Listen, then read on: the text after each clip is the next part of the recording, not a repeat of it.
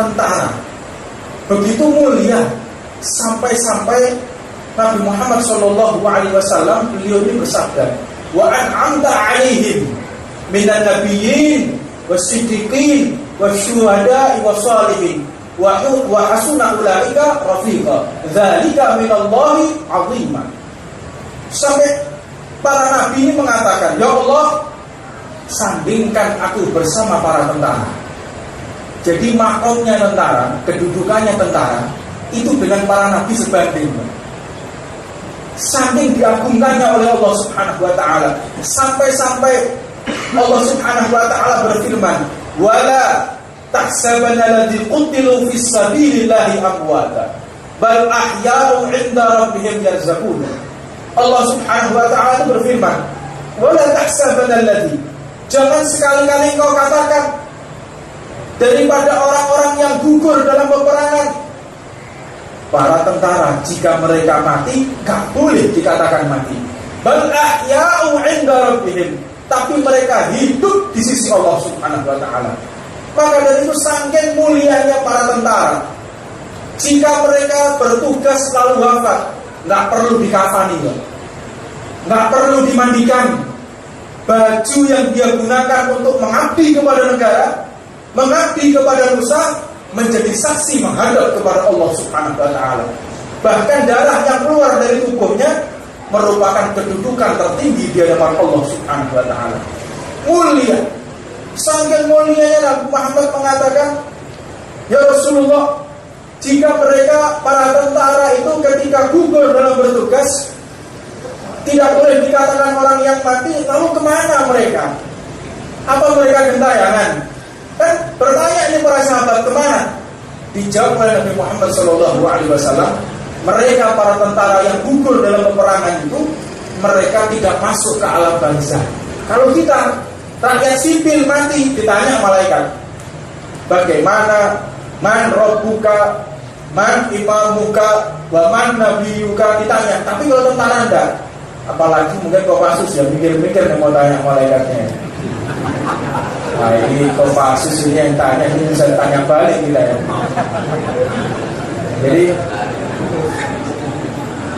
di dalam satu peristiwa dalam kitab Sahih Al-Bukhari, di situ Nabi Muhammad menceritakan halia, yaitu keadaan bagaimana tentara yang wafat di dalam peperangan, dalam bertugas.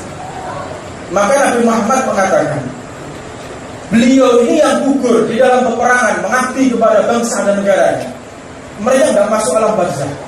Arwah mereka dibawa oleh burung berwarna hijau dan mereka dikelilingkan di surga Allah Subhanahu wa taala. Tidak masuk alam barzah sampai hari kiamat tiba. Ini kemuliaan daripada tentara. Kita beruntung, bersyukur kepada Allah Subhanahu wa taala. Profesi ini profesi yang dimuliakan oleh Allah Subhanahu wa taala. Para nabi, orang-orang soleh berdoa kepingin seperti kita. Ini merupakan kemuliaan yang Allah berikan kepada kita.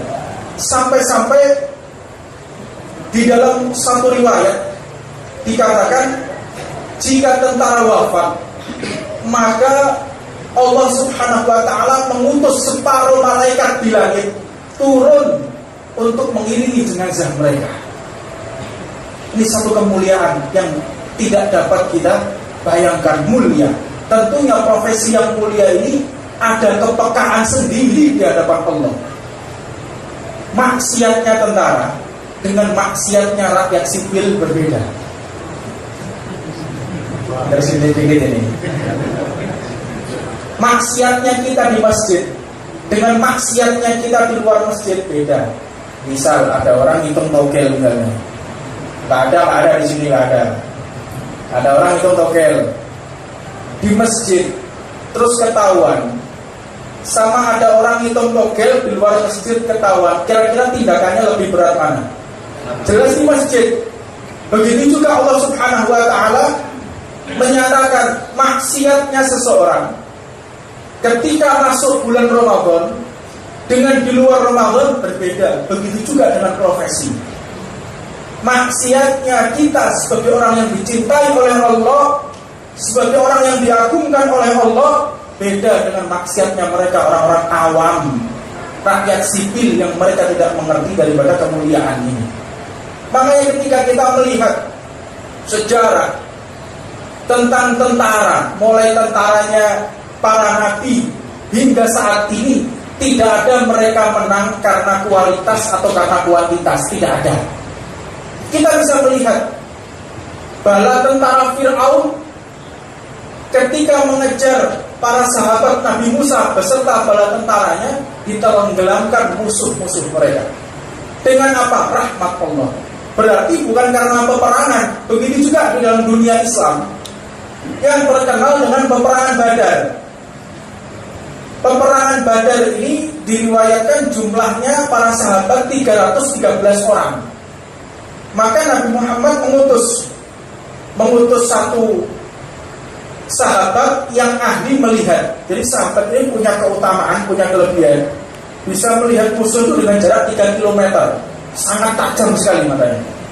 Sehingga Nabi Muhammad itu mengirim satu pasukan untuk berangkat melihat bagaimana kekuasaan musuh. Kira-kira kalau di Mampu ini grup 3 gitu ya. Jadi berangkat. Betul ya? Dicek dulu. Oh, saya paham betul. Saya 11 tahun Pak ngajar di tentara, jadi paham betul ya. Jadi kondisi mungkin 4 merayap lah gitu ya. Ketika dicek sampai menuju ke tempat dilihat, dihitung jumlah musuh 1.500 lebih. Dicek oleh Rasulullah, siapkan pasukan. Siap, pasukan disiapkan. Berapa jumlah kalian? 313 wahai Nabi. Berapa yang bawa pedang? 5 orang. Lalu bagaimana ini? Ini ada perintah Allah untuk turun perang ini. Gimana? Rapat dulu. Rapat. Setelah rapat, ini kita diajarkan oleh Allah. Setinggi apapun jabatan, secerdas apapun kita, utamakan musyawarah. Jangan kita merasa paling tinggi jabatan, jangan merasa kita paling pintar, kita paling ngerti strategi perang, terus kita bisa diktator. Tidak seperti itu ajaran Rasulullah SAW. Utamakan musyawarah. Ketika situasi genting, tidak bisa, harus musyawarah. Ketika musyawarah, tanya, gimana ini? Ini perang apa enggak? Ini ada firman dari Allah, ada perintah dari Allah untuk perang. Kira-kira kita perang apa enggak? Maka sahabat yang lain mengatakan, ya Rasulullah, kalau kita perang jelas kalah. Musuh jumlahnya 1.500, kita 313 orang, tepat 313 orang. Yang bawa pedang 5 orang, bawa kuda 2 orang, lainnya bawa keledai, nggak siap. Akhirnya sahabat yang lain, Sayyidina Umar bin Khattab, ini Kopassus modelnya. Udah Rasulullah, hantam aja sudah, apa katanya nanti. Yang penting maju, kita tidak akan mundur selangkah pun. Makanya Sayyidina Umar, sebentar wahai Umar, sabar. Kita lihat dari yang lain. Sayyidina Abu Bakar mengatakan, ya Rasulullah, benar apa yang dikatakan oleh Sayyidina Umar. Kalau ini perintah dari Allah, ini mandat dari Allah, maka tidak sejengkal pun kita akan mundur. Kami akan mendukungmu wahai Nabi Muhammad. Walaupun anak kami akan menjadi yatim, walaupun istri kami akan menjadi janda, kami tidak peduli ya Rasulullah, asalkan kami taat kepadamu wahai Nabi Muhammad. Singkat cerita, ada yang namanya Mubarozah. Ini kalau saya ceritakan secara mendetail, ini bisa 1 tahun ceritanya. Jadi ada kitabnya Nubuwah, Fisidatul Khawf fi Ghazwatil Badar, nama kitabnya. Ada. Bagaimana pertempuran daripada peperangan Badar, bagaimana strategi peperangannya, bagaimana Nabi Muhammad berdoa pada malam hari itu. Ada yang namanya Mubarozah. Mubarozah itu fight 1 lawan 1. Jadi ada namanya Mubarozah. Sebelum peperangan, tradisi peperangan itu zaman dulu itu 1 lawan 1 perang. Setelah itu selesai baru menang. Maka dikatakan di Mubarozah itu banyak riwayat mengatakan yang diwakili oleh Sayyidina Hamzah bin Abi Thalib dan diwakili oleh Sayyidina Umar bin Khattab. Ketika Mubarozah dimenangkan oleh pihak umat Islam, lalu bertempur. Ketika bertempur, singkat cerita dimenangkan, menang. Ini ada kata-kata dimenangkan. Dimenangkan ini beda dengan menang. Kalau menang mungkin karena kualitas atau kuantitas, tapi dimenangkan, kata-kata dimenangkan ada unsur pembela, ada backingnya, ada pengawalnya. Siapa itu? Allah Subhanahu wa ta'ala. Dimenangkan. Apa sebab kok bisa menang? Ada ketaatan kepada Allah Subhanahu wa ta'ala, ada ketaatan dan patuh, setia kepada pemimpinnya, setia kepada komandannya. Jiwa raganya diserahkan kepada komandannya, yaitu Nabi Muhammad sallallahu alaihi wasallam. Maka dimenangkan oleh Allah. Di peperangan Uhud, perang berikutnya kalah. Jumlah musuh dengan umat Islam sama, strategi peperangan sama. Mereka tetap ketika bertempur dengan jarak yang sama, dengan pasukan yang lebih bagus, senjata yang lebih bagus lagi, fisik yang lebih bagus lagi, tapi kalah. Apa sebab? Karena ada beberapa di antara mereka melanggar perintah Nabi Muhammad SAW. Dikalahkan oleh Allah. Ini nggak masuk akal bisa menang, menang. Ini nggak masuk akal bisa kalah, kalah. Tentara kemenangan kita, mohon maaf, bukan karena kita banyak latihan, bukan. Bukan karena kita cerdas dalam memilih strategi, tidak, tetapi campur tangan Allah Subhanahu wa ta'ala. Beberapa saat yang lalu saya ke Papua. Ada teman-teman yang bertugas. Saya lihat ini badannya besar-besar, pada tidur semua. Ngapain dia bilang? Ini mau tugas, Beb. Loh, tugas. Mereka lawan siapa kok bisa kalah? Nggak lawan siapa-siapa, Beb. Kok bisa tumbang? Iya, Beb, kalahnya sama malaria. Ini tentara bisa kalah sama nyamuk, Pak. Bayangkan, Pak. Besar, badannya besar, latihan kalahnya sama nyamuk. Maknanya dikalahkan oleh Allah Subhanahu wa ta'ala. Jadi kemenangan kita sekali lagi bukan karena kita, pertolongan Allah Subhanahu wa ta'ala.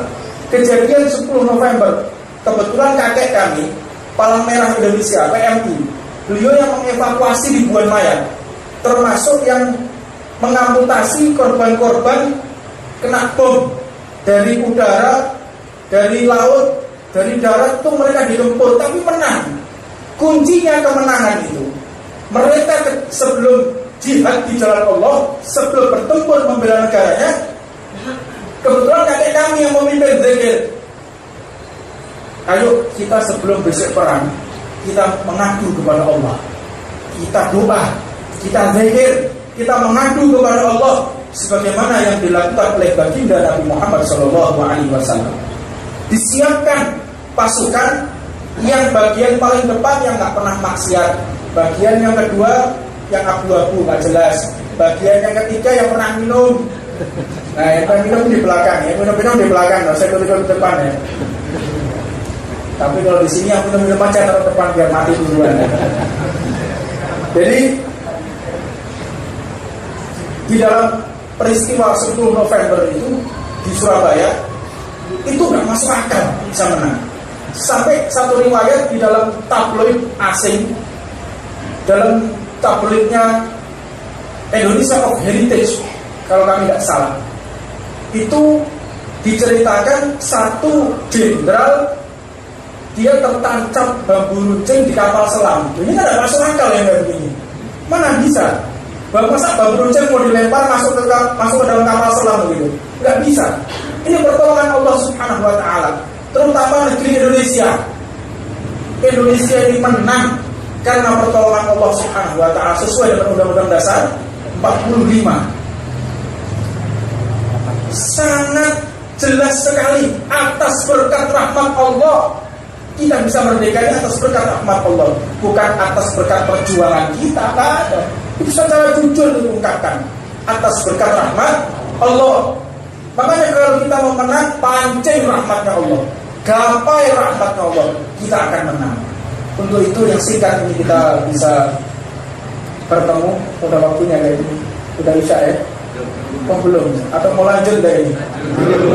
Nggak kompak, lanjut dari ini. Masih 15 menit. Baik, insya Allah kami berharap akan ada tanya jawab nanti. Setelah peperangan itu dimulai, menang karena diawali dengan zikir, karena diawali dengan taubat, karena diawali dengan mengadu kepada Allah Subhanahu wa ta'ala. Begitu juga dengan kita. Banyak yang saya temui selama pengalaman 11 tahun saya keluar masuk pintu-pintu mulia ingin mendapatkan keberkahan para tentara, mulai dari Kalimantan sampai ke Papua sampai ke Jakarta. Alhamdulillah, yang belum cuma Aceh aja yang belum masuk. Di semua udah saya kelilingi semua, mulai ke Kostrad sampai ke Karyango sampai kemana-mana. Alhamdulillah, itu mereka banyak yang keluh kesah. Beberapa komandan keluh kesah, saya ini ketika tugas begini, saya ketika tugas ada cobaan. Saya tanya, sebelum kau tugas ngapain? Itu aja. Iya, kita sebelum ke tugas ke karaoke dulu. Nah, itu masalahnya. Lo mau tugas ke karaoke dulu, minum-minum, nggak masuk akal ini. Bagaimana kita bisa menang? Nggak mungkin.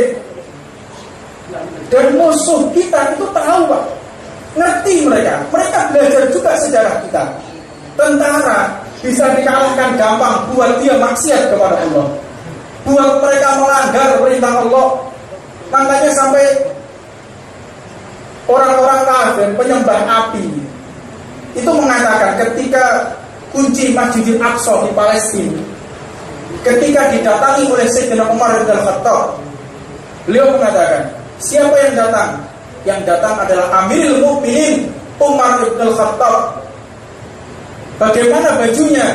Bajunya menggunakan 70 tambalan. Oh, percuma kalau menghadapi orang-orang model begini. Kita pasti kalah karena mereka setia kepada Allah dan Nabi Muhammad SAW. Maka mereka akan menang. Begitu juga satu riwayat dikatakan, satu peperangan Nabi Muhammad ini mengutus satu pemuda-pemuda yang usianya sangat muda menuju ke satu tempat untuk pertempuran. Dikenal kelompok tersebut, satu kaum tersebut, negara itu negara yang terkenal wanita-wanita cantiknya. Wanita-wanita cantik, anaknya muda-muda yang berangkat ini. Ini bisa koslet ini. Kata mereka, gampang untuk mengalahkan para tentara itu. Bagaimana caranya? Nanti perempuan-perempuan kita pilih perempuan-perempuan kita, dipajang di pintu-pintu, dan mereka minta untuk setengah telanjang. Kalau tentara ini mau melihat perempuan-perempuan ini, kemenangan di tangan kita. Tapi kalau para tentara itu menundukkan kepala, tetap setia kepada Allah dan Rasulnya, mustahil kita bisa menang. Banyak sejarah yang saya baca, tidak bakal kita bisa menang, karena yang mendampingi mereka adalah yang menciptakan kita semua, Allah Subhanahu wa ta'ala. Siapa yang mau melawan Allah? Malaikat tidak ada yang mampu, setan manapun tidak ada yang mampu melawan Allah Subhanahu wa ta'ala. Maka ketika Allah berpihak kepada mereka, percuma, nggak mungkin kita bisa menang melawan mereka. Maka ketika para tentara ini masuk, tidak ada satupun mereka yang mengangkatkan kepala, menutup matanya. Ya mirip-mirip sama Kopassus ya. Kalau kelihatan cewek kan begini ya. Begitu ya. Atau mungkin 380 derajat ya. Nah, jadi kunci kemenangan kita, kunci kesuksesan kita dengan kita tidak bermaksiat kepada Allah Subhanahu wa ta'ala. Tidak ada jalan lain, tidak ada cara lain, tidak ada maksud lain, tidak bisa. Ini udah ketentuan Allah. Engkau setia kepadaku, aku dampingi engkau. Engkau langgar segala perintahku, maka berarti engkau telah menyamping, engkau telah berpaling dari, tak mungkin. Jadi kemuliaan yang Allah berikan kepada kita, mudah-mudahan setelah perjumpaan ini bukan perjumpaan yang terakhir. Insyaallah kita bisa bertemu lagi di lain waktu, dan mudah-mudahan Allah memanjangkan umur kita, dan mudah-mudahan saudara-saudara kita yang bertugas diberikan keselamatan oleh Allah Subhanahu wa ta'ala, diberikan kemenangan khususnya untuk negara kesatuan Republik Indonesia. Mudah-mudahan dijauhkan dari komunis, mudah-mudahan dijauhkan dari segala pengkhianat, dijauhkan dari orang-orang yang merusak negara kesatuan Republik Indonesia. Bismillahirrahmanirrahim. Allahumma salli wa sallim ala sayyidina Muhammadin wa ala ali sayyidina Muhammadin miftahi babi rahmatillah wa ala alihi wa sahbihi wa man wala. Allahumma salli wa sallim ala sayyidina Muhammadin nuri kasari wa madadil jari wa jma'ni bihi fi kulli adwari wa ala alihi wa sahbihi nur. Allahumma shalli wa sallim ala sayyidina Muhammadin miftahi babi rahmatillah adada ma fi ilmillah salatan wa salaman daimaini bidawam mulkillah wa ala alihi wa sahbihi wa man wala. Allahumma ya Allah, Engkau yang telah mengumpulkan kami di tempat yang mulia ini ya Allah. Tidak ada kekuatan yang lebih besar daripada kekuatan-Mu ya Allah. Di tempat ini kami ingin mengadu kepadamu ya Allah. Di tempat ini kami ingin kembali kepadamu ya Allah. Di tempat ini kami ingin mengaku kepadamu ya Allah. Kami hina di hadapanmu ya Allah. Kami lemah di hadapanmu ya Allah. Kami kadang tidak sopan di hadapanmu ya Rabb. Di tempat yang mulia ini, berikan hidayah kepada kami, berikan petunjuk kepada kami, berikan bimbingan kepada kami, dan berikan keselamatan untuk kami dan keluarga kami. Allahumma ya Allah, tubna ilallah. Di tempat ini, di malam yang penuh berkah ini, sayyidul ayyam wa layaliha, jadikan tempat ini tempat yang benar-benar taubat kami akan Engkau terima ya Allah. Yang benar-benar segala doa kami akan Engkau ijabah ya Allah. Allahumma ya Allah, kami tidak tahu ya Rabb, kapan malaikat Israel pencabut nyawa menghampiri kami ya Allah.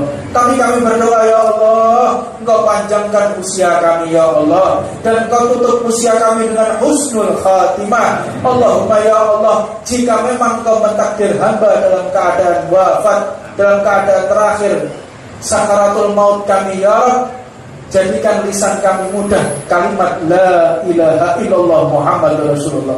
Jangan halangi lisan kami untuk mengatakan kalimat la ilaha illallah Muhammadur Rasulullah. Lancarkan lisan kami untuk mengatakan kalimat la ilaha illallah Muhammadur Rasulullah.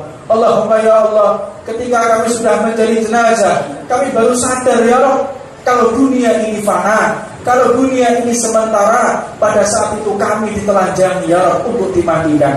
Maka kami berdoa kepadamu ya Allah, muliakan jenazah kami, beri harum kepada jenazah kami saat kami dimandikan ya Allah. Allahumma ya Rabb, orang-orang yang membungkus jasad kami dengan kain kafan, permudah mereka ya Allah. Jangan sukarkan bagi mereka karena dosa-dosa dan kemaksiatan yang pernah kami lakukan ya Allah. Allahumma ya Allah, ketika kami diusung di atas keranda, sebagaimana kami sering melihat saudara kami yang sudah mendahului kami, orang tua kami yang sudah mendahului kami saksikan ya Allah, mereka di atas keranda, kami pun akan seperti mereka ya Allah. Kami mohon ya Allah, ketika kami di atas keranda, ringankan jenazah kami ya Allah, agar tidak sulit bagi orang-orang yang mengangkat jenazah kami ya Allah. Allahumma ya Allah, ketika kami dimasukkan ke liang lahat, jadikan tempat itu tempat yang terang benerang, tempat yang Kau telah ampunkan segala dosa kami, yang telah Engkau ridhoi daripada segala perbuatan kami. Rabbana atina fid dunya hasanah wa fil akhirati hasanah wa qina adzabannar. Ya Rabb, mobil khusus saudara-saudara kami yang bertugas, saudara-saudara kami yang mengharumkan nama bangsa kami, berikan kemenangan kepada mereka ya Allah, berikan keselamatan kepada mereka ya Allah. Wa ila hadratin Nabi Muhammad sallallahu alaihi wasallam wa ala man awasiyah Umar bin Habib wa ila hadratin Rasulullah sallallahu alaihi wasallam. Fatihah.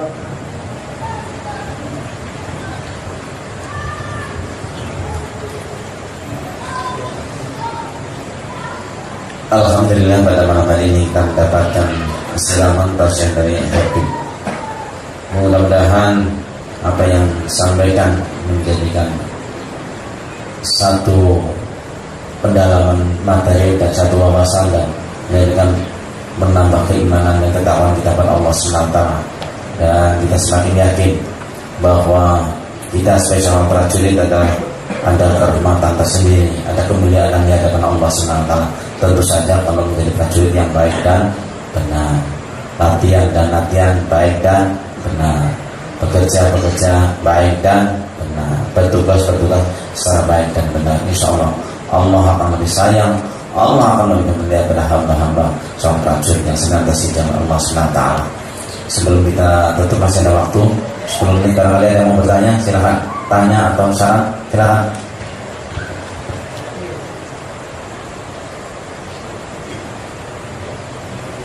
Ada tanya? Pas? Ya, udah waktu bisa ini. 5 menit lagi. Ya. Ada yang bertanya? Ya, silakan. Assalamualaikum warahmatullahi wabarakatuh. Waalaikumsalam warahmatullahi wabarakatuh. Terima kasih atas waktu yang telah diberikan.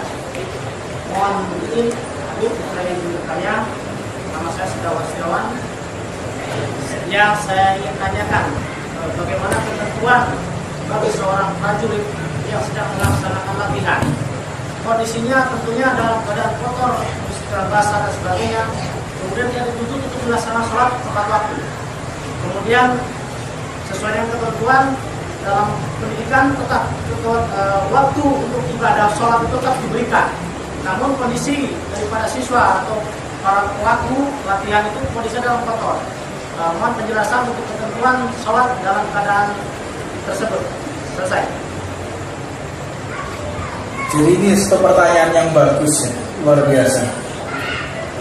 Dan sering kali ditanyakan. Kadang agak melebar sedikit. Kadang tentara ini sibuk berzikir kepada Allah. Jadi satu tentara yang sibuk membaca Al-Quran di masjid, berzikir, ini salah tempat sebetulnya. Tentara itu ya latihan. Larinya kita itu adalah tasbih di hadapan Allah Subhanahu wa Ta'ala. Dengan kita latihan menembak dihitung puasa. Dengan kita latihan fisik dihitung zikir kepada Allah Subhanahu wa Ta'ala. Jadi kalau ada tentara terus nyepit mojok di masjid baca Quran, ngapain zikir? Wah, ini kemasukan jin yang bersini. Ini salah tempat ini kayak begini. Pak, mau kemana Pak? Sampai tentara bukan kiai. Ini repot zaman ini, kiainya jadi tentara, tentaranya jadi kiai. Ini kebalik-balik di zaman ini. Nah, untuk pakaian, bagaimana ketika pakaian kotor? Ini spesial untuk tentara. Tentara itu makanan yang diharamkan oleh Allah jadi halal. Kalau kita makan ular, haram. Tapi kalau tentara, boleh. Jangan terus kita keluar dari sini makan ular, nggak begitu ya. Jadi karena saat latihan tugas, sebagaimana teman-teman dari grup 2, beliau tanya, baik ada kira ini latihan, tapi latihan baik nggak beneran. Kami diikat pakai celana dalam aja. Terus gimana itu sholatnya itu? Karena ada latihan yang nggak begitu. Tahu saya, kan paham betul. Jadi begini, jadi diikat, terus kita pakai celana dalam aja. Gimana posisi sholatnya itu? Tetap sholat. Tetap sholat. Bagaimana dengan kedipan mata? Hormatil waqt. Jadi saking pentingnya sholat, yang penting tidak kita tinggalkan. Sholat itu kalau orangnya nggak bisa berdiri, dengan duduk. Kalau nggak bisa dengan duduk, berbaring. Nggak bisa berbaring dengan kedipan mata. Nggak bisa dengan kedipan mata, dengan hati. Nggak bisa dengan hati, ya kita sholati. Kan gitu. Jadi kalau ada teman-teman kita sholat subuh nggak mau dibangun, langsung aja tutup pakai selimut, Allah Akbar, sholat aja. Jadi di dalam tentara itu hebatnya. Jadi di dalam ilmu fikih itu juga diajarkan bagaimana caranya sholat dalam keadaan kontak senjata. Kontak senjata kita wajib tetap untuk sholat. Bagaimana pegang senjata? Tetap posisinya bagaimana? Kita lihat cari dulu kiblatnya sebelah mana. Kita cari kiblat, takbir Allahu Akbar, setelah itu pegang senjata lagi. Karena di dalam fikih diajarkan sholat sidatul khauf. Sholat boleh dengan lari-lari, tapi nggak boleh teriak. Jadi Nabi Muhammad itu ketika berperang jam 9 sampai jam 4 sore. Kadang jam 7 pagi sampai jam 5 sore. Kadang jam 6 pagi sampai mendekati maghrib. Bagaimana sholatnya? Sholatnya tetap dengan gerakan, tetapi nggak boleh teriak. Jadi saya nggak boleh seperti itu. Dan diatur di dalam ketika menyerang musuh, tidak boleh senjatanya mutasil binajas, yaitu senjatanya menyambung dengan najis pada saat menusuk kawan. Itu diajarkan dalam agama. Saat menusuk daripada musuhnya itu tidak sah sholatnya, batal, ngulangi lagi. Karena apa? Ketika dalam keadaan sholat, ujung pedangnya tadi masuk ke dalam perut, perutnya tadi isinya najis, darah, kotoran, itulah manusia ya. Apa yang mau kita sombongkan? Kita mau sombongnya kayak apa, kita tingginya derajat seperti apapun, jabatan kayak apapun, kemana-mana bawa kotoran kita ini. Jadi kalau ada orang sombong ini, kata Sayyidina Ali, kalau ada orang sombong karena jabatannya, orang sombong karena kekayaannya, sama dalam isi perutnya. Ada orang sombong bodoh berjeruni wetenge, kata orang Jawa ya. Sama kayak isi perutnya. Jadi tidak ada yang bisa disombongkan dari kita ini. Maka bagaimana daripada seseorang ini yang dalam keadaan kotor, maka sholat itu ada yang namanya, kalau kita tidak ada air namanya tayamum. Kalau tidak ada debu, kotor, lalu bagaimana? Namanya faqidu tahuren. Atau sholat tidak pakai tayamum, tidak pakai air wudu. Gimana? Tetap gerakan sholat. Bajunya kotor biarin. Lalu tidak ada ruang untuk sholat, seperti diikat, seperti itu. Sholat dalam hati, meskipun latihan, tidak ada masalah. Ya, jadi itu yang saya akan sampaikan. Pas insya Allah waktunya, mudah-mudahan tidak terakhir kita bisa bertemu insya Allah. Baik, karena waktunya sudah masuk adzan isya, mari kita tutup acara zikir, doa dan perasaan pada malam hari ini. Tasyahud malam hari ini dan bacaan hamdalah bersama. Alhamdulillahirabbil alamin wa billahi taufiq wal hidayah. Wassalamualaikum warahmatullahi wabarakatuh. Jika ada hamba tidak dapat masuk ke dalam masjid untuk melaksanakan sholat, bukan hambanya yang tidak mau, tetapi hamba tersebut yang tidak direstui oleh Allah Subhanahu wa ta'ala. Hakikat daripada sholat, Nabi Muhammad mengatakan mi'raj ummati kama fis sholat.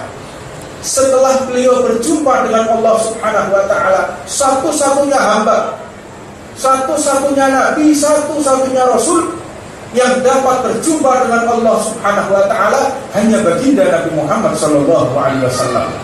Setelah perjumpaan agung itu, beliau turun menuju ke bumi. Sabda pertama kali yang diucapkan adalah masalah sholat. Dilanjutkan dengan ucapan mi'raj ummati kama fis sholat. Aku telah bertemu dengan Allah, aku telah berjumpa dengan Allah, dan ini dapat dilakukan oleh umatku, dapat dilaksanakan oleh umatku. Kita semua bisa mi'raj, kita semua bisa berjumpa dengan Allah. Dengan apa? Ambil wudhu, kita takbir, sholat, itulah pertemuan kita dengan Allah Subhanahu wa ta'ala. Jadi jika ada hamba dia tidak mau sholat, ini bukan hambanya yang tidak mau sholat, tetapi Allah tidak mau berjumpa dengan dia. Allah tidak mau ditemui. Allah tidak mau hamba tersebut dekat kepada diri beliau. Tidak mau Allah disingkirkan hamba tersebut. Barometer dari keimanan kita tergantung sholat, bukan sedekah, bukan puasa, bukan haji dan umrah, bukan. Tetapi bagaimana khusyuknya ketika kita sholat, bagaimana tepatnya waktu kita sholat. Ini adalah barometer bagaimana posisi kita di hadapan Allah. Jika ada azan berkumandang, kita tidak respon, disitulah posisi kita di hadapan Allah. Jika seseorang mendengarkan azan, setelah itu tetap aktivitas, tidak menghiraukan azan, tidak menghiraukan waktu sholat, maka disitulah posisi kita di hadapan Allah. Berarti kita tidak diridhoi oleh Allah Subhanahu wa ta'ala. Kemuliaan ketika kita dapat sholat 5 waktu pada waktunya, maka kita bisa mengukur apakah kita ini hamba yang diridhoi atau dimurkai. Tergantung bagaimana tata letak kita sholat. Kalau sholat kita tepat waktu, maka disitulah kita manusia yang dimuliakan oleh Allah. Tapi kadang-kadang sholat ini dibuat alasan. Waktunya ngerjakan tugas, Pak sholat Pak, ini alasan banyak yang gak begini biasanya. Nah, jadi yang dimaksud sholat tepat waktu, yakni khusus daripada kita, Tentara Nasional Indonesia. Ini jika kita tidak dalam keadaan bertugas. atau tidak ada tugas-tugas yang penting negara, boleh ditinggalkan sholat itu, saking pentingnya. Dalam artian begini, jika kita dalam keadaan latihan, kita dalam keadaan tugas, maka sholat tersebut bisa kita laksanakan untuk mundur, tidak tepat pada waktunya. Ini kita membahas bagaimana kemuliaan Tentara Nasional Indonesia. Tentara begitu mulia, sampai-sampai Nabi Muhammad SAW beliau ini bersabda, wa an'amta alaihim minan nabiyyin wasiddiqin wasyuhada'i wassalihin wa hasuna ulaika rafiqa dzalika minallahi 'azima. Sampai para nabi ini mengatakan, ya Allah, sandingkan aku bersama para tentara. Jadi makomnya tentara, kedudukannya tentara itu dengan para nabi sebanding. Saking diagungkannya oleh Allah Subhanahu wa taala, sampai-sampai Allah Subhanahu wa taala berfirman, wala tahsabanna alladzi qutilu fis sabilillahi amwata bal ahya'u 'inda rabbihim yarzaqun.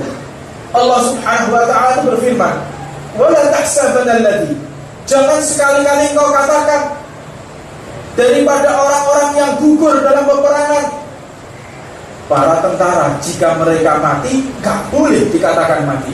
Bal ahya'u 'inda rabbihim, tapi mereka hidup di sisi Allah Subhanahu wa taala. Maka dari itu saking mulianya para tentara, jika mereka bertugas lalu wafat, nggak perlu dikafani, nggak perlu dimandikan. Baju yang dia gunakan untuk mengabdi kepada negara, mengabdi kepada nusa, menjadi saksi menghadap kepada Allah Subhanahu wa taala. Bahkan darah yang keluar dari tubuhnya merupakan kedudukan tertinggi di hadapan Allah Subhanahu wa taala. Mulia.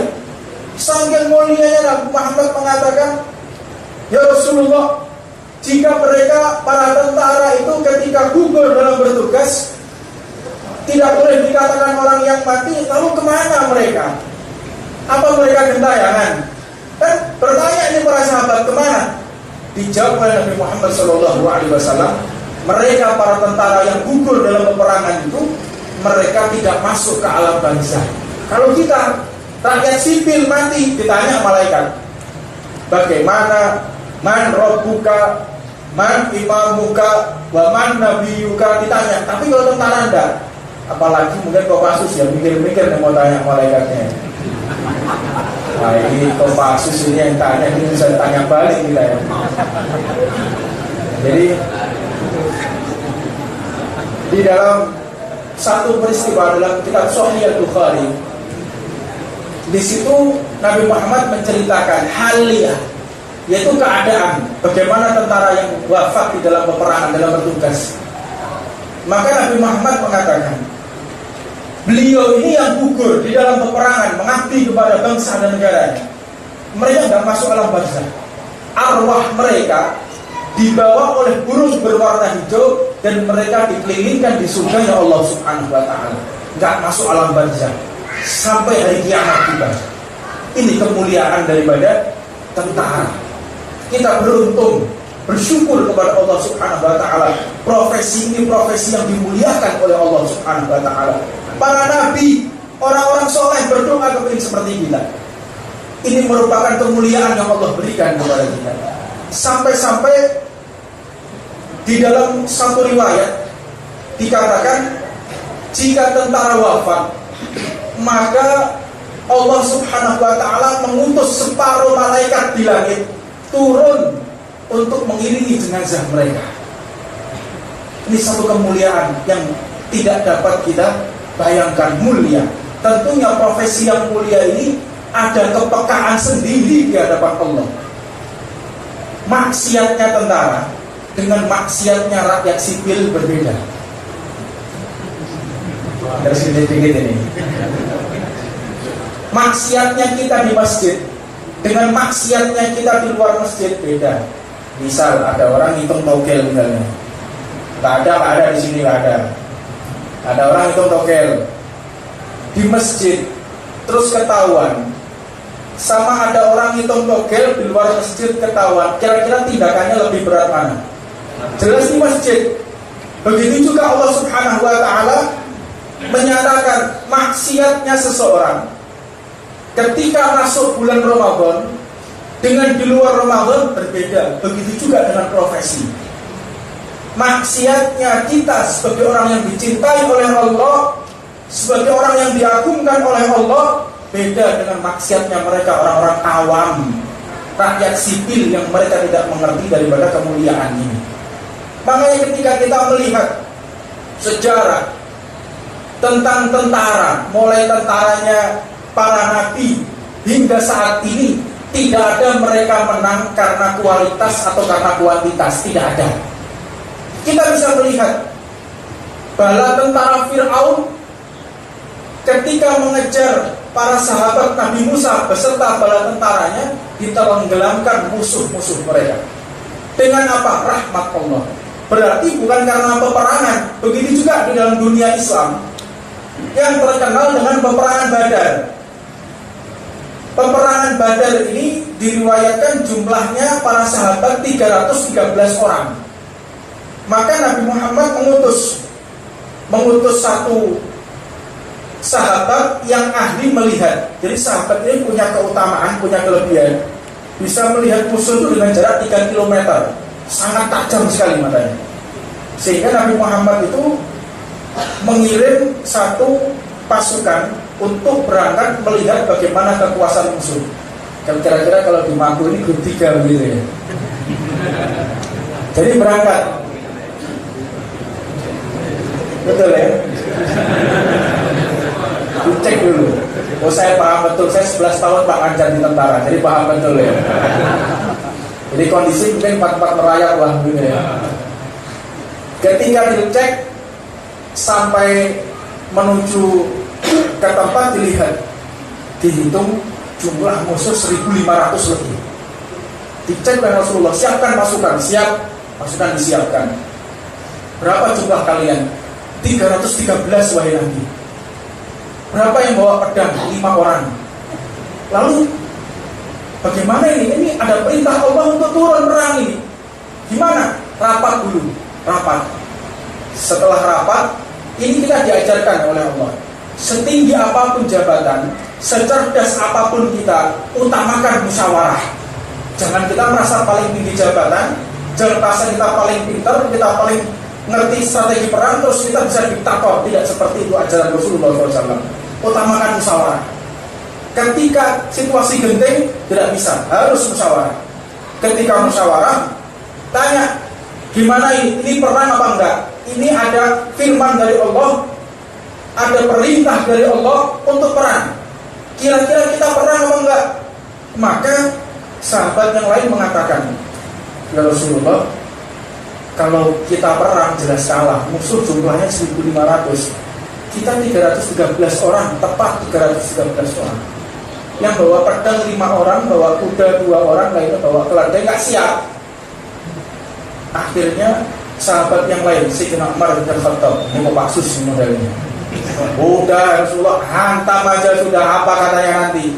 Yang penting maju, kita tidak akan mundur selangkah pun. Kayaknya Sayyidina Umar, sebentar wahai Umar, sabar. Kita lihat dari yang lain. Sayyidina Abu Bakar mengatakan, ya Rasulullah, benar apa yang dikatakan oleh Sayyidina Umar. Kalau ini perintah dari Allah, ini mandat dari Allah, maka tidak sejengkal pun kita akan mundur. Kami akan mendukungmu wahai Nabi Muhammad. Walaupun anak kami akan menjadi yatim, walaupun istri kami akan menjadi janda, kami tidak peduli ya Rasulullah, asalkan kami taat kepadamu wahai Nabi Muhammad. Singkat cerita, ada yang namanya mubarosah. Ini kalau saya ceritakan secara mendetail, ini bisa 1 tahun ceritanya. Jadi ada kitabnya Nubuwah, Fisidatul Khawf fi Ghazwatil Badar, nama kitabnya. Ada.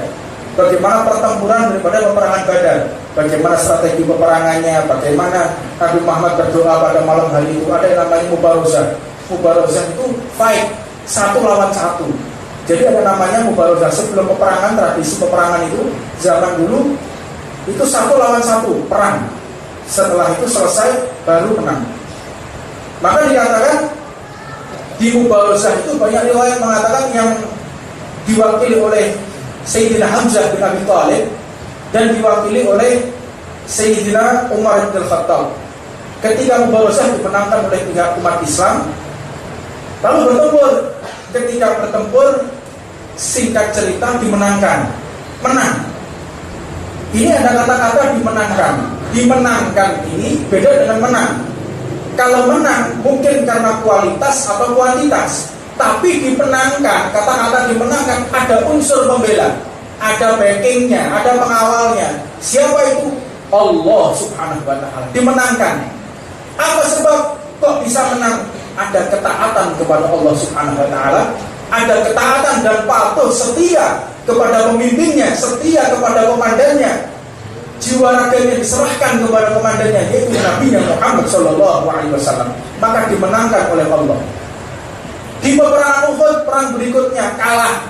Jumlah musuh dengan umat Islam sama, strategi peperangan sama. Mereka tetap ketika bertempur dengan jarak yang sama, dengan pasukan yang lebih bagus, senjata yang lebih bagus lagi, fisik yang lebih bagus lagi, tapi kalah.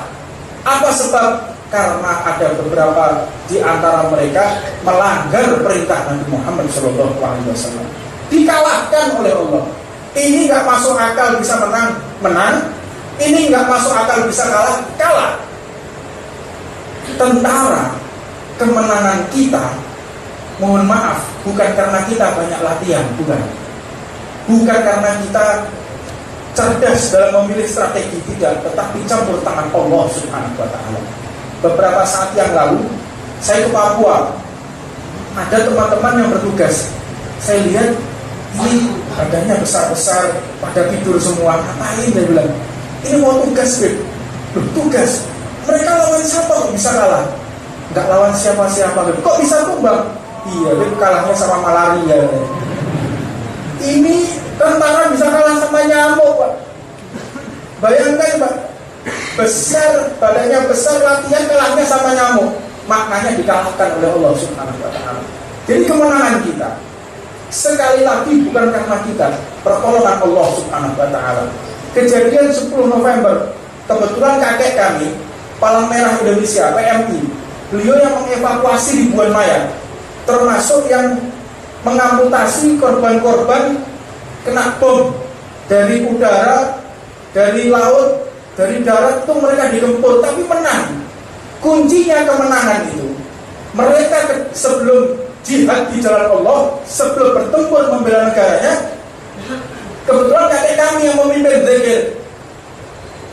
Ayo kita sebelum besok perang, kita mengadu kepada Allah, kita doa, kita zikir, kita mengadu kepada Allah, sebagaimana yang dilakukan oleh baginda Nabi Muhammad SAW. Disiapkan pasukan yang bagian paling depan yang nggak pernah maksiat, bagian yang kedua yang abu-abu nggak jelas, bagian yang ketiga yang pernah minum. Nah, yang pernah minum di belakang, yang minum di belakang, nggak usah ikut-ikut depan ya. Tapi kalau di sini yang minum aja taruh depan biar mati duluan. Jadi di dalam peristiwa 10 November itu di Surabaya, itu nggak masuk akal bisa menang.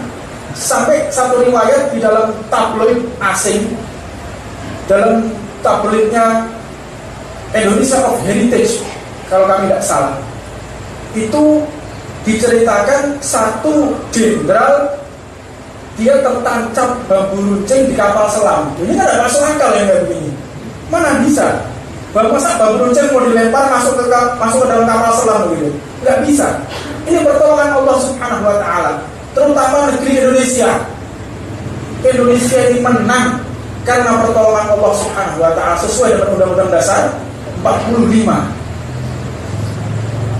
Sangat jelas sekali, atas berkat rahmat Allah kita bisa merdeka, ini atas berkat rahmat Allah, bukan atas berkat perjuangan kita. Ada. Itu secara jujur diungkapkan, atas berkat rahmat Allah. Makanya kalau kita mau menang, pancing rahmatnya Allah, gapai rahmatnya Allah, kita akan menang. Untuk itu yang singkat ini kita bisa bertemu. Udah waktunya kayak ini, udah isya ya? Oh belum? Atau mau lanjut dari ini? Enggak kompak, lanjut dari ini. Masih 15 menit. Baik, insya Allah kami berharap akan ada tanya jawab nanti. Setelah peperangan itu dimulai, menang karena diawali dengan zikir, karena diawali dengan taubat, karena diawali dengan mengadu kepada Allah Subhanahu wa taala. Begitu juga dengan kita. Banyak yang saya temui selama pengalaman 11 tahun saya keluar masuk pintu-pintu mulia ingin mendapatkan keberkahan para tentara, mulai dari Kalimantan sampai ke Papua sampai ke Jakarta. Alhamdulillah yang belum cuma Aceh aja yang belum masuk. Jadi semua udah saya kelilingi semua, mulai ke Kostrad sampai ke Karyango sampai kemana-mana. Alhamdulillah itu mereka banyak yang keluh kesah. Beberapa komandan keluh kesah, saya ini ketika tugas begini, saya ketika tugas ada cobaan. Saya tanya, sebelum kau tugas ngapain? Itu aja. Iya, kita sebelum ke tugas ke karaoke dulu. Nah itu masalahnya. Kau mau tugas ke karaoke dulu minum-minum, nggak masuk akal nih. Bagaimana kita bisa menang? Nggak mungkin. Dan musuh kita itu tahu, Pak. Ngerti mereka belajar juga sejarah kita. Tentara bisa dikalahkan gampang buat dia maksiat kepada Allah, buat mereka melanggar perintah Allah. Makanya sampai orang-orang kafir penyembah api itu mengatakan ketika kunci Masjidil Aqsa di Palestina, ketika didatangi oleh Sayyidina Umar bin Khattab, beliau mengatakan, siapa yang datang? Yang datang adalah Amirul Mukminin Umar bin Khattab. Bagaimana bajunya? Bajunya menggunakan 70 tambalan. Oh percuma kalau menghadapi orang-orang model ini. Kita pasti kalah karena mereka setia kepada Allah dan Nabi Muhammad SAW. Maka mereka akan menang. Begitu juga satu riwayat dikatakan, satu peperangan Nabi Muhammad ini mengutus satu pemuda-pemuda yang usianya sangat muda menuju ke satu tempat untuk pertempuran. Dikenal kelompok tersebut, satu kaum tersebut, negara itu negara yang terkenal wanita-wanita cantiknya. Wanita-wanita cantik, anaknya muda-muda yang berangkat ini bisa koslet ini. Kata mereka gampang untuk mengalahkan para tentara itu. Bagaimana caranya? Nanti perempuan-perempuan kita pilih perempuan-perempuan kita, dipajang di pintu-pintu, dan mereka minta untuk setengah telanjang. Kalau tentara ini mau melihat perempuan-perempuan ini, kemenangan di tangan kita. Tapi kalau para tentara itu menundukkan kepala, tetap setia kepada Allah dan Rasulnya, mustahil kita bisa menang. Banyak sejarah yang saya baca, tidak bakal kita bisa menang karena yang mendampingi mereka adalah yang menciptakan kita semua, Allah Subhanahu wa ta'ala. Siapa yang mau melawan Allah? Malaikat tidak ada yang mampu, setan manapun tidak ada yang mampu melawan Allah Subhanahu wa ta'ala. Maka ketika Allah berpihak kepada mereka, percuma, nggak mungkin kita bisa menang melawan mereka. Maka ketika para tentara ini masuk, tidak ada satupun mereka yang mengangkatkan kepala, menutup matanya. Yang mirip-mirip sama Kopassus ya. Kalau kelihatan cewek kan begini ya. Begitu ya. Atau mungkin 180 derajat ya. Nah, jadi kunci kemenangan kita, kunci kesuksesan kita dengan kita tidak bermaksiat kepada Allah Subhanahu wa ta'ala. Tidak ada jalan lain, tidak ada cara lain, tidak ada maksud lain, tidak bisa. Ini sudah ketentuan Allah. Engkau setia kepadaku, aku dampingi engkau. Engkau langgar segala perintahku, maka berarti engkau telah menyamping, engkau telah berpaling dari tak mungkin. Jadi kemuliaan yang Allah berikan kepada kita, mudah-mudahan setelah perjumpaan ini bukan perjumpaan yang terakhir. Insyaallah kita bisa bertemu lagi di lain waktu, dan mudah-mudahan Allah memanjangkan umur kita, dan mudah-mudahan saudara-saudara kita yang bertugas diberikan keselamatan oleh Allah Subhanahu wa ta'ala, diberikan kemenangan, khususnya untuk negara kesatuan Republik Indonesia. Mudah-mudahan dijauhkan dari komunis, mudah-mudahan dijauhkan dari segala pengkhianat, dijauhkan dari orang-orang yang ingin merusak negara kesatuan Republik Indonesia. Bismillahirrahmanirrahim. Allahumma salli wa sallim ala sayyidina Muhammadin wa ala ali sayyidina Muhammadin miftahi babi rahmatillah wa ala alihi wa sahbihi wa man wala. Allahumma salli wa sallim ala sayyidina Muhammadin nuri kasari wa majadikal jari wa jma'ni bihi fi kulli atwari wa ala alihi wa sahbihi ya nur. Allahumma salli wa sallim ala sayyidina Muhammadin miftahi babi rahmatillah adada ma fi ilmillah salatan wa salaman daimaini bidawam mulkillah wa ala alihi wa sahbihi wa man wala. Allahumma ya Allah, Engkau yang telah mengumpulkan kami di tempat yang mulia ini ya Allah. Tidak ada kekuatan yang lebih besar daripada kekuatan-Mu ya Allah. Di tempat ini kami ingin mengadu kepadamu ya Allah. Di tempat ini kami ingin kembali kepadamu ya Allah. Di tempat ini kami ingin mengaku kepadamu ya Allah. Kami hina di hadapan-Mu ya Allah. Kami lemah di hadapan-Mu ya Allah. Kami kadang tidak sopan di hadapan-Mu ya Rabb. Di tempat yang mulia ini, berikan hidayah kepada kami, berikan petunjuk kepada kami, berikan bimbingan kepada kami, dan berikan keselamatan untuk kami dan keluarga kami. Allahumma ya Allah, tubna ilallah. Di tempat ini, di malam yang penuh berkah ini, sayyidul ayyam wa layaliha, jadikan tempat ini tempat yang benar-benar taubat kami akan Engkau terima ya Allah. Yang benar-benar segala doa kami akan Engkau ijabah ya Allah. Allahumma ya Allah, kami tidak tahu ya Rabb, kapan malaikat Israel pencabut nyawa menghampiri kami ya Allah. Kami berdoa ya Allah, Engkau panjangkan usia kami ya Allah, dan Engkau tutup usia kami dengan husnul khatimah. Allahumma ya Allah, jika memang Engkau mentakdir hamba dalam keadaan wafat, dalam keadaan terakhir sakaratul maut kami ya Rabb, jadikan lisan kami mudah kalimat la ilaha illallah Muhammad Rasulullah.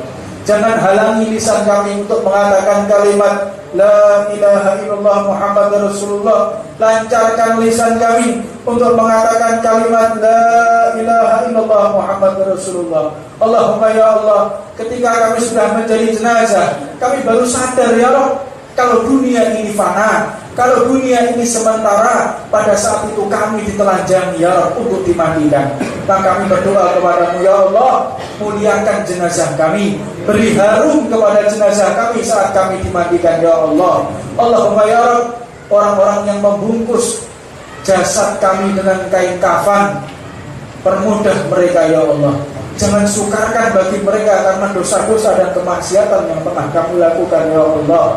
Allahumma ya Allah, ketika kami diusung di atas keranda, sebagaimana kami sering melihat saudara kami yang sudah mendahului kami, orang tua kami yang sudah mendahului kami, kami saksikan ya Allah, mereka di atas keranda, kami pun akan seperti mereka ya Allah. Kami mohon ya Rabb, ketika kami di atas keranda, ringankan jenazah kami ya Allah, agar tidak sulit bagi orang-orang yang mengangkat jenazah kami ya Allah. Allahumma ya Allah, ketika kami dimasukkan ke liang lahat, jadikan tempat itu tempat yang terang benerang, tempat yang Kau telah ampunkan segala dosa kami, dan telah Engkau ridhoi daripada segala perbuatan kami. Rabbana atina fid dunya hasanah wa fil akhirati hasanah wa qina adzabannar. Ya Rabb, mobil khusus saudara-saudara kami yang bertugas, saudara-saudara kami yang mengharumkan nama bangsa kami, berikan kemenangan kepada mereka ya Allah, berikan keselamatan kepada mereka ya Allah. Wa ila hadratin Nabi Muhammad sallallahu alaihi wasallam wa ala man wasiyah Umar bin Habib wa ila hadrati Rasulullah sallallahu alaihi wasallam. Fatihah.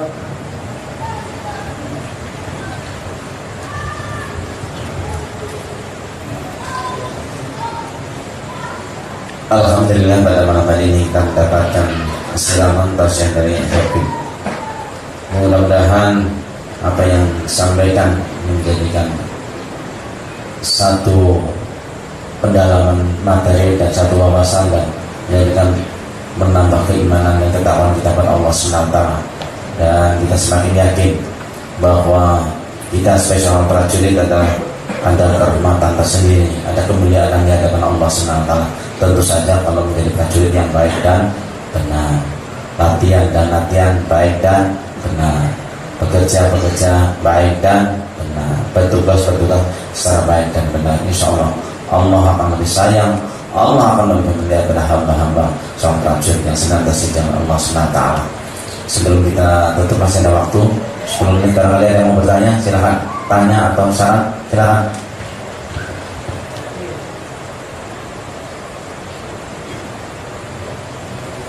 Ada yang tanya? Pas? Ya udah waktu isya ini. 5 menit lagi. Ya. Ada yang mau bertanya? Ya, silakan. Assalamualaikum warahmatullahi wabarakatuh. Waalaikumsalam warahmatullahi wabarakatuh. Terima kasih atas waktu yang telah diberikan. Mohon izin, Habib, saya izin bertanya. Nama saya Sudawar Setiawan. Yang saya ingin tanyakan, bagaimana ketentuan bagi seorang prajurit yang sedang melaksanakan latihan?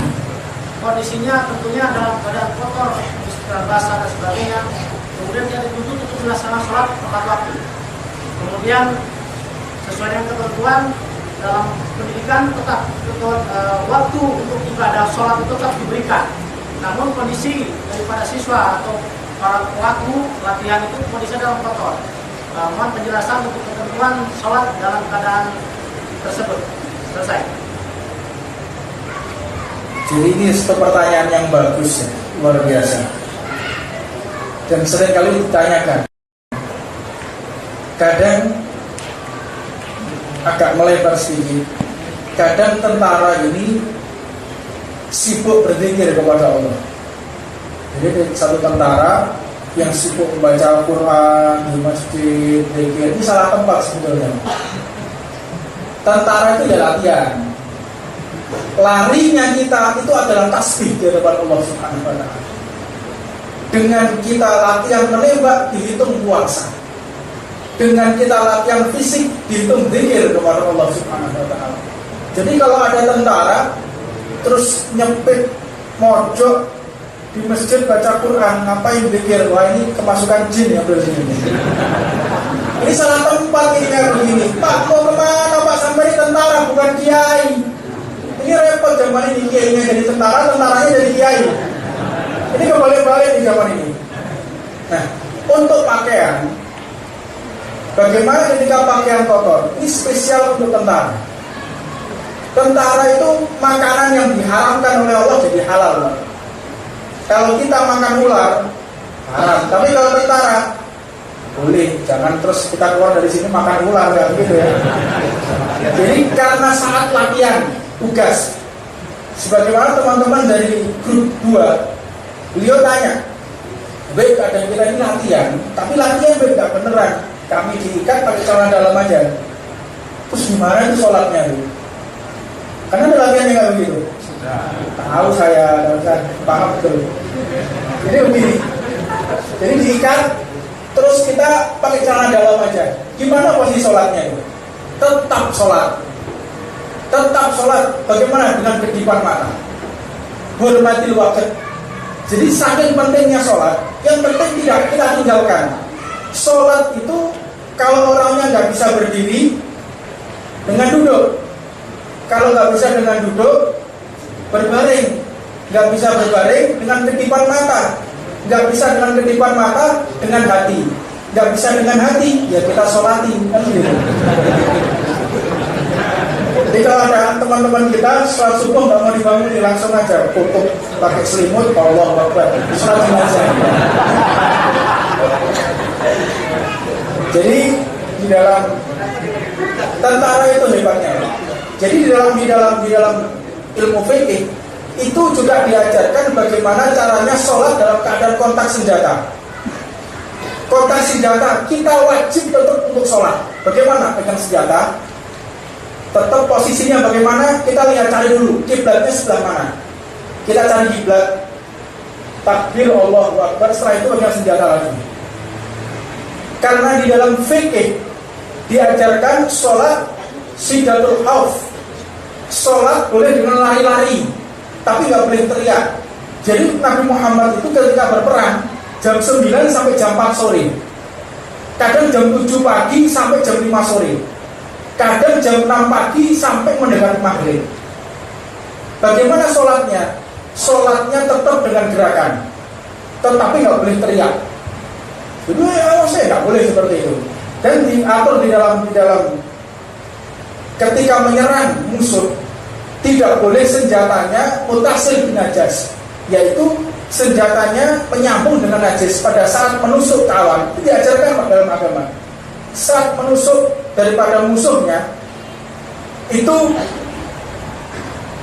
tidak sah sholatnya, batal, mulang lagi. Karena apa? Ketika dalam keadaan sholat, ujung pedangnya tadi masuk ke dalam perutnya tadi isinya najis, darah, kotoran. Itulah manusia ya. Apa yang mau kita sombongkan? Kita mau sombongnya kayak apa? Kita tingginya derajat seperti apapun, jabatan kayak apapun, kemana-mana bawa kotoran kita ini. Jadi kalau ada orang sombong ini, kata Sayyidina Ali, kalau ada orang sombong karena jabatannya, orang sombong karena kekayaannya, sama dalam isi perutnya. Ada orang sombong bodoh berjuru di wetenge, kata orang Jawa ya. Sama kayak isi perutnya. Jadi tidak ada yang bisa disombongkan dari kita ini. Maka bagaimana daripada seseorang ini yang dalam keadaan kotor, maka sholat itu ada yang namanya, kalau kita tidak ada air namanya tayamum. Kalau tidak ada debu, kotor, lalu bagaimana? Namanya faqidu tahuren. Atau sholat tidak pakai tayamum, tidak pakai air wudu. Gimana? Tetap gerakan sholat. Bajunya kotor biarin. Lalu tidak ada ruang untuk sholat, seperti diikat, seperti itu. Sholat dalam hati, meskipun latihan, tidak ada masalah. Ya, jadi itu yang saya sampaikan. Pas insya Allah waktunya, mudah-mudahan tidak terakhir kita bisa bertemu insya Allah. Baik, karena waktunya sudah masuk adzan isya, mari kita tutup acara zikir, doa dan penasihat pada malam hari ini, tasyah pada malam hari ini dengan baca hamdalah bersama. Alhamdulillahirabbil alamin wa billahi taufiq wal hidayah. Wassalamualaikum warahmatullahi wabarakatuh.